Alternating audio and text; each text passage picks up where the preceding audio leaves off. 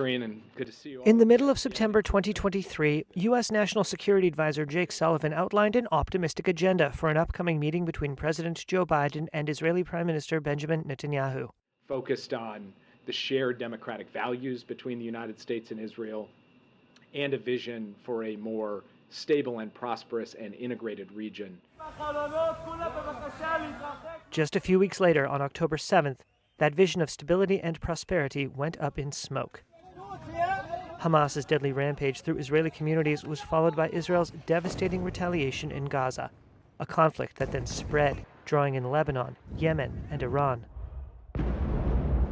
After 8 months of nonstop negotiation by my administration, a ceasefire and a hostage deal has been reached by Israel and Hamas. Biden played a major role in securing a Gaza ceasefire deal for Hamas's release of hostages.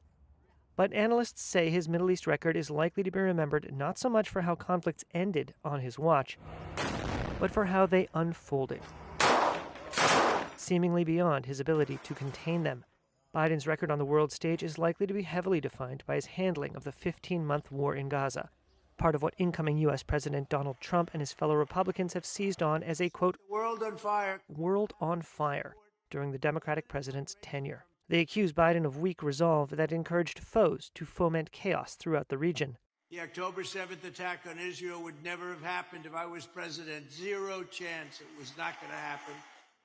Biden's allies contend that he has had to confront a set of Middle East challenges not of his making, and has handled them skillfully, weakening Iran and its regional proxies while working to limit civilian casualties in Gaza and Lebanon. My administration is leaving the next administration with a very strong hand to play.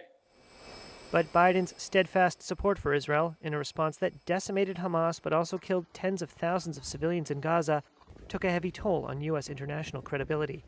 It also means there's plenty of unfinished business being handed over to Donald Trump and his administration.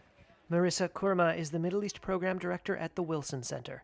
The international community, the United States in particular, as this transition also takes place internally in the United States between the Biden and the Trump administration, has to ensure that both sides are going to adhere to the agreement in order to move forward to the next phase and see how we can start thinking about some sort of post-war plan. It will fall to the Trump administration to ensure that later phases of the ceasefire deal are carried out.